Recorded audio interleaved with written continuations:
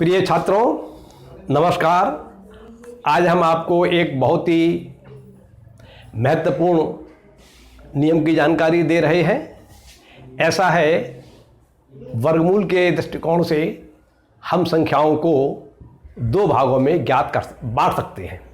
एक तो वे संख्याएं होती हैं जिनका वर्गमूल पूरा पूरा अर्थात पूर्णांकों में आ जाता है, और दूसरी संख्याएं वे होती हैं जिनका वर्गमूल पूर्णांकों में पूरा पूरा नहीं आता है। पहली बात तो यह है कि प्रत्येक संख्या का वर्गमूल ज्ञात हो जाएगा, चाहे वो डेसिमल में ज्ञात हो चाहे पूर्णांकों में ज्ञात हो। लेकिन जहां पर हम अगर ये बोलेंगे कि वर्गमूल ज्ञात न हो पूरे, तो इसका मतलब यह है पूर्णांकों में वर्गमूल ज्ञात न हो, अर्थात वो पूर्ण वर्ग संख्या न हो। तो जो पूर्ण वर्ग संख्या है उसके बारे में तो संख्या को देखकर हम केवल नहीं बता सकते कि ये पूर्ण वर्ग संख्या है नहीं है। और जो पूर्ण वर्ग संख्याएं नहीं हैं उनमें दो प्रकार की कैटेगरी है। एक तो वे कैटेगरी है जिसमें कि हम संख्या को देखकर केवल नहीं बता सकते कि ये वर्ग संख्या जो है पूर्ण वर्ग संख्या है नहीं है। दूसरी प्रकार की कैटेगरी ये है कि वे संख्याएं हैं जिन्हें केवल हम देखकर बता सकते हैं कि ये संख्याएं जो है पूर्ण वर्ग संख्याएं नहीं हैं।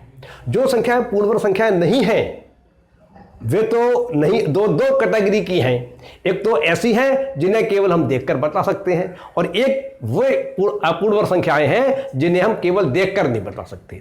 तो केवल हम आपको जानकारी ये दे रहे हैं कि ऐसी संख्याओं के बारे में आपको जानकारी दे रहे हैं जिन्हें केवल देखकर आप बता सके कि ये संख्या जो है वो अपूर्ण वर्ग संख्या है, अर्थात पूर्ण वर्ग संख्या नहीं है। तो देखिए, आपके कुल अंक हैं 0, 1, 2, 3, 4, 5, 6, 7, 8 और 9। आपके कुल ये 9 अंक हैं। आप बड़ी से बड़ी और छोटी से छोटी संख्या लिख लीजिए, तो उसका इकाई का अंक या तो 0 होगा या 1 होगा या 2 होगा या 3 होगा या 4 या 5 या 6 या 7 या 8 या 9। इन 10 अंकों में से ही कोई ना कोई एक अंक होगा। क्लियर? तो जब हम ये फैसला करेंगे ये संख्या पूर्ण वर्ग संख्या नहीं है, तो हमें दो बातें देखनी होगी। एक तो उसका इकाई का अंक देखना होगा और एक उसके दहाई का अंक देखना होगा। क्लियर?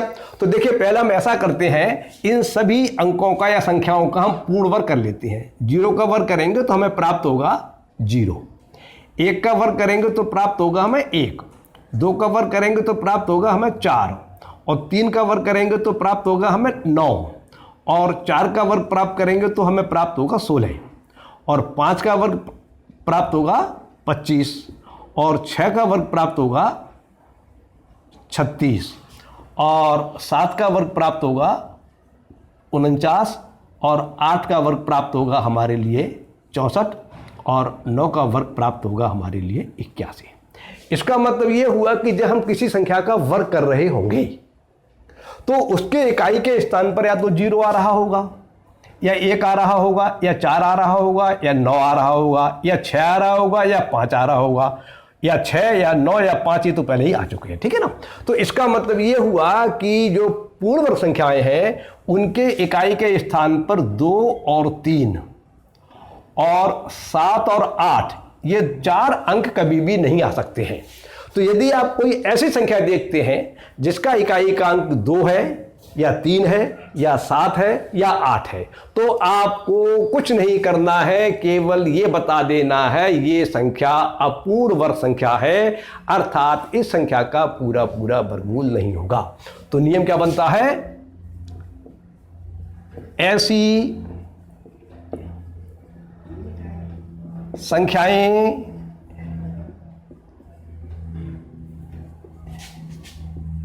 जिनके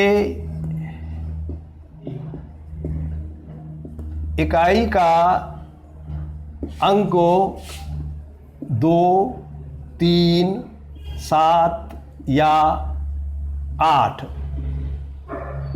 में से कोई एक अंक है वह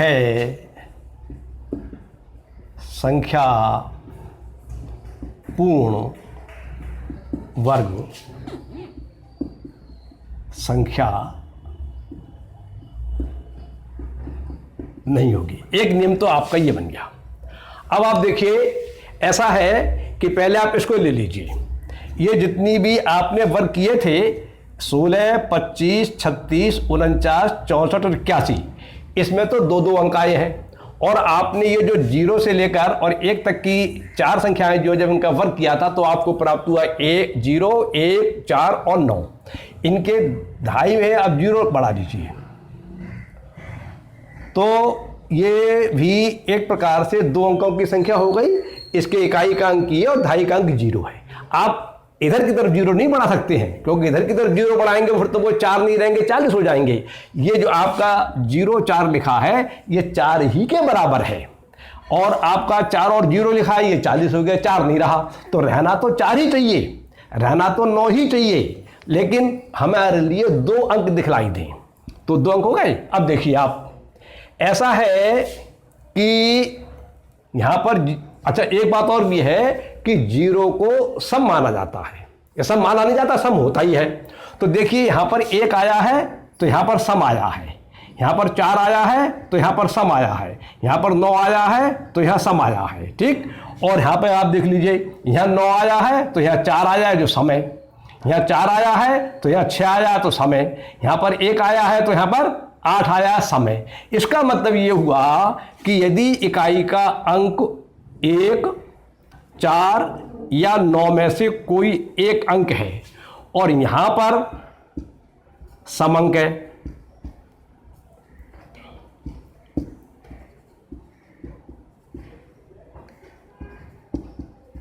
इकाई का अंक तो 1 है, 4 है या 9 है, और ढाई का अंक सम है, तो वो संख्या पूर्ण वर्ग संख्या हो भी सकती है और नहीं भी हो सकती है। लेकिन अगर मान लीजिए इकाई का अंक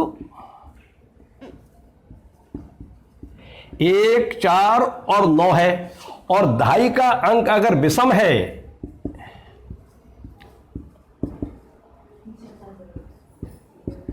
तो वह संख्या अपूर्ण वर्ग संख्या होगी।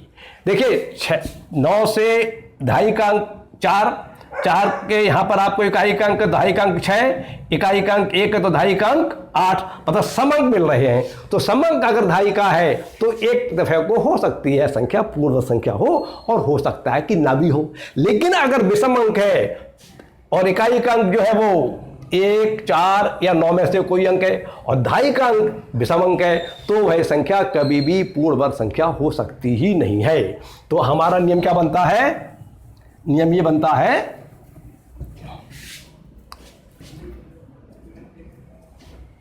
यदि किसी संख्या के इकाई का अंक 1, 4 या 9 में से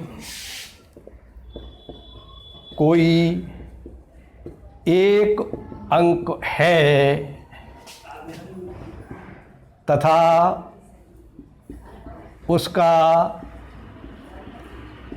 ढाई का अंक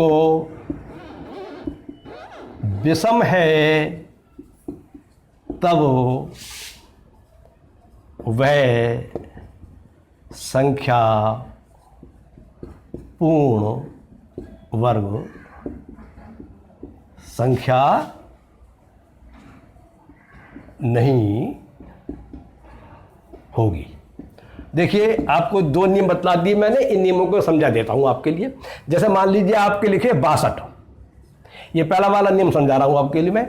इसमें इकाई का अंक 2 आ गया, ये पूर्ण वर्ग संख्या नहीं है। आप कोई सी संख्या लिख लीजिए, 5687, ये पूर्ण वर्ग संख्या नहीं है क्योंकि इकाई का अंक 7 आ गया। 518, ये पूर्ण वर्ग संख्या नहीं है क्योंकि इसके इकाई का अंक 8 है। आपने लिखा 15400 13 है। ये संख्या पूर्ण वर्ग संख्या नहीं है क्योंकि इसके इकाई का अंक 3 है। तो कहने का तात्पर्य यह है, यदि किसी संख्या के इकाई का अंक 2 हो, 3 हो, 7 हो या 8 हो, इनमें से कोई एक अंक है तो वह संख्या पूर्ण वर्ग संख्या कदाप नहीं होगी। आपको कुछ विचार करने की आवश्यकता ही नहीं है। और यदि किसी संख्या के इकाई का अंक 1 है, अब यह वाला नियम बता रहा हूं दूसरा, या 4 है या 9 है और इसके धाई का अंक जो है विषम है,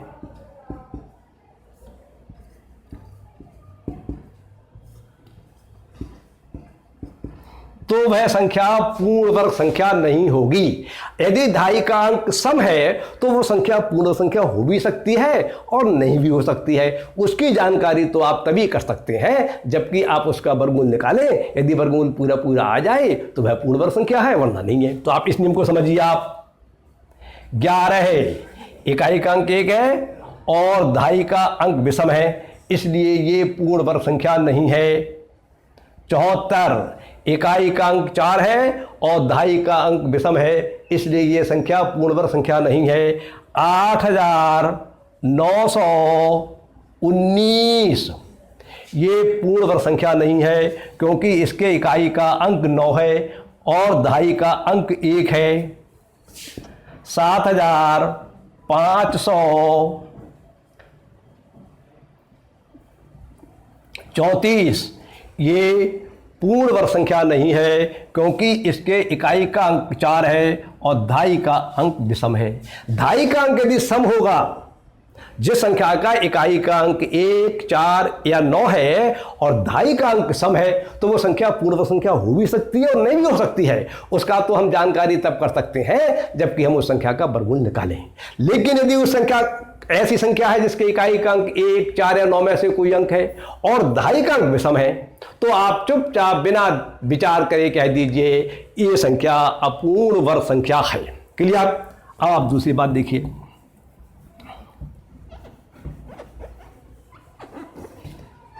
इससे संबंधित नियम मैं आपको बतला चुका और ये भी नियम मैं आपको बतला चुका और ये भी नियम बतला चुका। ये दोनों के तो एक ही नियम है और ये नियम एक रहा। अब आप ले लीजिए ये वाला। यदि इकाई, देखिए आपने 4 का वर्ग करा तो 16 प्राप्त हुआ और 6 का वर्ग करा तो 36 प्राप्त हुआ। तो इकाई की जगह कितना आया? इकाई की जगह आया 6 और धाई की जगह या तो 1 आ रहा है या 36 आ रहा है। तो इसका मतलब आप ये समझिए कि यदि इकाई का अंक 6 है और धाई का अंक विषम है तो वह संख्या, यह नहीं कि 1 ही आए 3 ही आए, कोई विषम अंक आए, तब तो उसके पूर्ण वर्ग होने की संभावना है। और यदि यहां पर सम अंक आ गया तो उसके पूर्ण वर्ग होने की, पूर्ण वर्ग है ही नहीं। मान लीजिए यहां पर लिखा 6 और यहां पर लिखा 4, तो ये चूंकि धाई का अंक सम आ गया इसलिए ये पूर्ण वर्ग संख्या नहीं है। आपने लिखा 5766, इकाई का अंक 6 आ गया, धाई का अंक जो है वह 6 है, विषम है, इसलिए पूर्ण वर्ग संख्या नहीं है। लेकिन अगर मान लीजिए लिखा होता 5756, तो हो सकता है यह संख्या पूर्ण वर्ग होती या ना होती, ये नहीं बता सकते। इसको तो तभी बता सकते हैं जब हम इसका वर्गमूल निकाल कर देखेंगे। अगर पूरा पूरा वर्गमूल निकल आएगा तब तो कह देंगे ये पूर्ण वर्ग संख्या है और वरना कह देंगे नहीं है। तो नियम क्या बनता है हमारा? नियम बनता है नंबर 3, नियम बना हमारा, यदि किसी संख्या के इकाई का अंक 6 है और धाई का अंक सम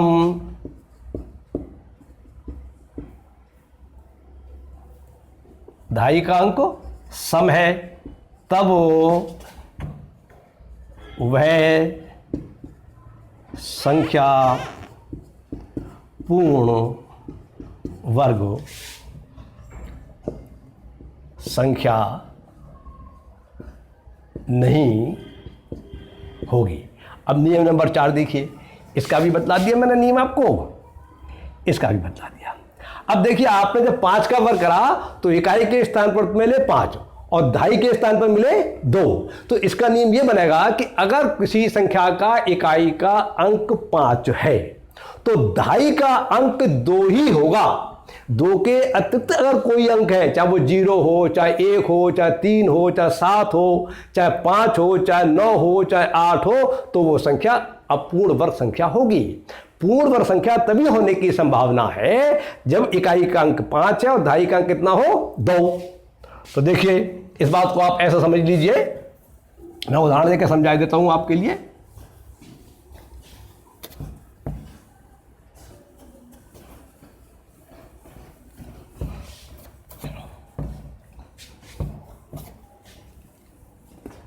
आपने लिखा 35, इकाई का अंक 5 है और दहाई का अंक 2 नहीं है, इसलिए ये पूर्ण वर्ग संख्या नहीं है।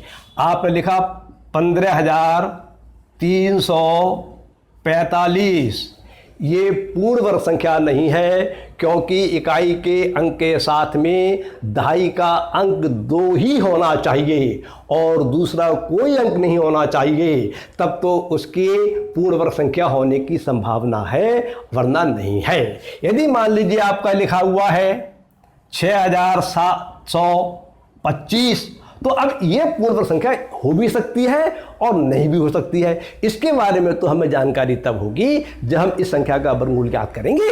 यदि पूरा पूरा निकल आएगा तो ये पूर्ण वर्ग संख्या है और वरना नहीं है। यदि यहां पर एक दहाई का अंक 2 नहीं है और इकाई का अंक 5 है तो वो संख्या कभी भी पूर्ण वर्ग संख्या होगी ही नहीं। जैसे मान लीजिए आपने लिखा 6,665, इकाई का अंक 5 और दहाई का अंक 2 के अलावा 6, मतलब 2 होता तब तो उम्मीद थी कि हो सकता है पूर्ण वर्ग संख्या हो, तो ये अपूर्ण वर्ग संख्या हो गई। आपने लिखा 8,785, ये अपूर्ण वर्ग संख्या है। तो नियम क्या बना हमारा? नियम ये बना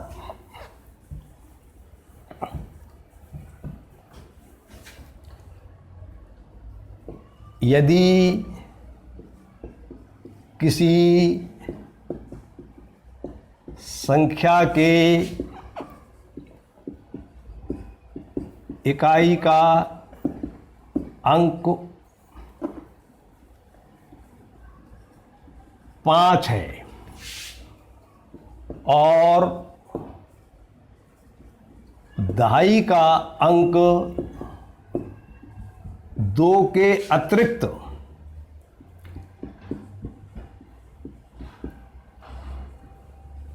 कोई दूसरा अंक है, तब वह संख्या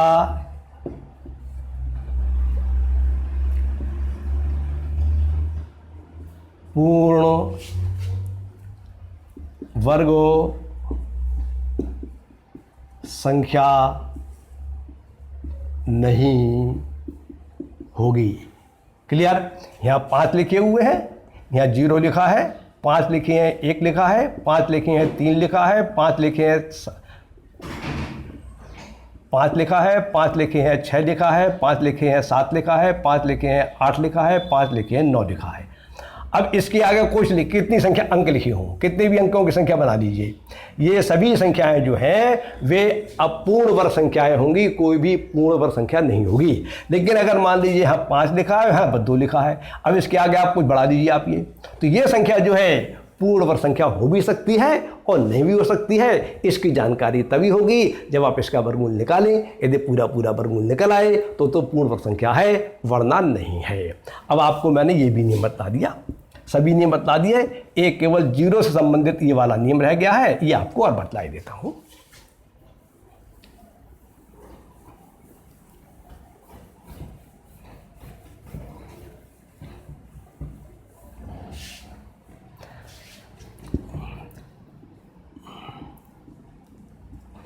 इकाई का अंक 0 आया आपका, तो अगर यहाँ पर जीरो की शून्य की संख्या विषम है, इकाई के अंक से दहाई के अंक की ओर चलिए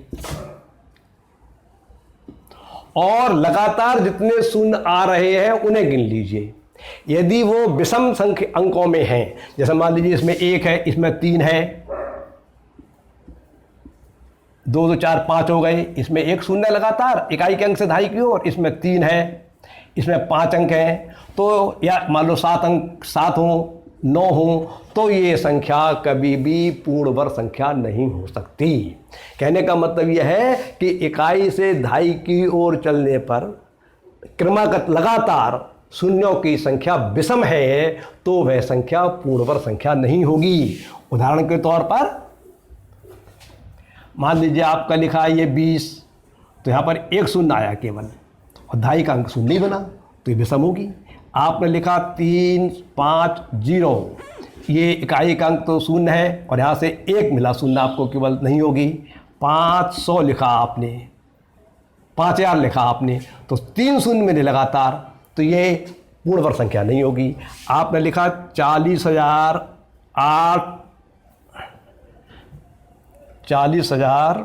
या आप ऐसा लिखिए आप 32,000 लिख दीजिए आप, तो इसमें 3 जीरो मिले, ये अपूर्ण वर्ग संख्या होगी। तो लगातार अगर मान लीजिए जीरो की संख्या विषम है इकाई से दहाई की ओर चलने पर, तो वो संख्या जो है वह अपूर्ण वर्ग संख्या होगी। तो नियम क्या बना हमारा? नियम बना, यदि किसी संख्या के इकाई का अंक शून्य है तब इकाई के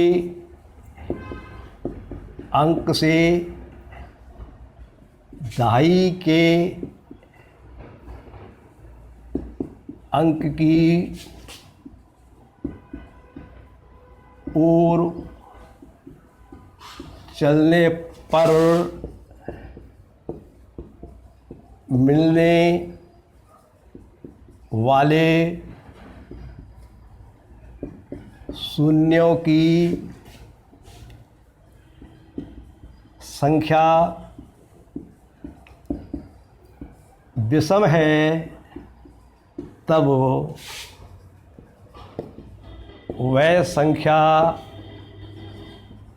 पूर्ण वर्ग संख्या नहीं होगी। देखिए जैसे मान लीजिए लिखा आपने,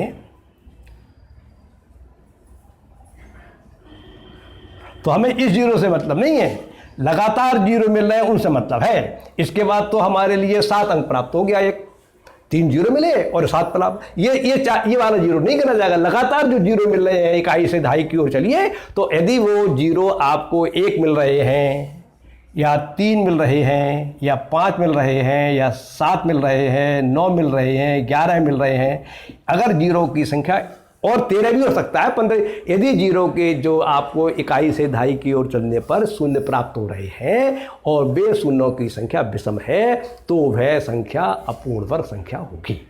इस तरह से आपको मैंने ये नियम भी समझा दिया। इस प्रकार से मैं आपको सभी नियम बता चुका। इन नियमों पर आप विचार कर लीजिए। नियम बहुत ही सरल है, आप थोड़ा सा विचार करेंगे और समझने का प्रयास करेंगे तो आपको याद हो जाएगा और आप किसी भी संख्या के बारे में गारंटी कह सकते हैं ये संख्या पूर्ण वर्ग संख्या नहीं है। जो संख्याएं ऐसी हैं जो पूर्ण वर्ग हो भी सकती है, नहीं भी हो सकती है, उनके बारे में तो जानकारी तभी कर सकते हैं जबकि हम उसका वर्गमूल निकाल के देखें। यदि पूरा वर्गमूल निकल आए तो पूर्ण वर्ग संख्या है और नहीं निकलता है तो पूर्ण वर्ग संख्या नहीं है। आज की बात को समाप्त करता हूँ। नमस्कार, धन्यवाद।